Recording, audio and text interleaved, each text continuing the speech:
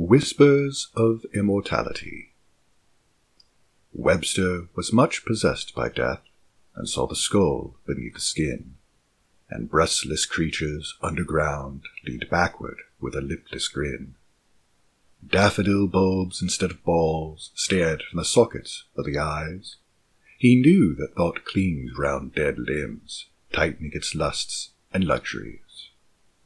Dawn, I suppose, was such another who found no substitute for sense, to seize and clutch and penetrate, expert beyond experience.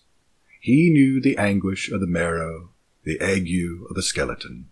No contact possible to flesh allayed the fever of the bone. Grishkin is nice. Her Russian eye is underlined for emphasis. Uncorseted, her friendly bust gives promise of pneumatic bliss.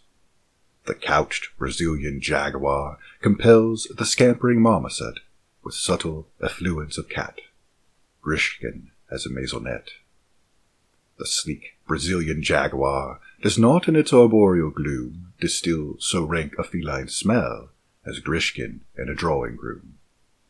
And even the abstract entities circumambulate her charm, but our lot crawls between dry ribs to keep our metaphysics warm.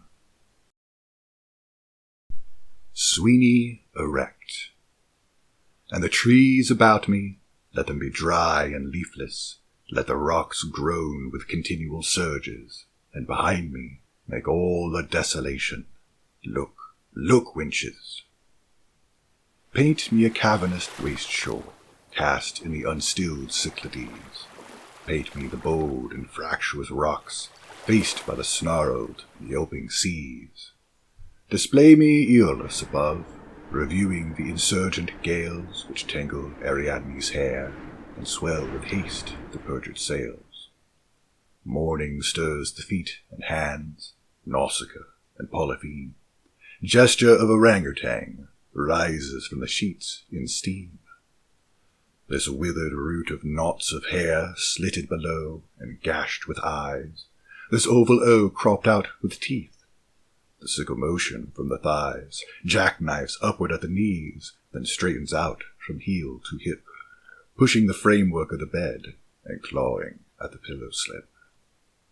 Sweeney addressed full length to shave, broad-bottomed, pink from nape to base, knows the female temperament, and wipes the suds around his face. The lengthened shadow of a man is history, said Emerson, who had not seen the silhouette of Sweeney straddled in the sun. Tests the razor on his leg, waiting until the shriek subsides. The epileptic on the bed curves backward, clutching at her sides. The ladies of the corridor find themselves involved, disgraced, call witness to their principles, and deprecate the lack of taste, observing that hysteria might easily be misunderstood. Mrs. Turner intimates it does the house no sort of good. But Doris, towelled from the bath, enters padding on broad feet, bringing sal volatile and a glass of brandy neat.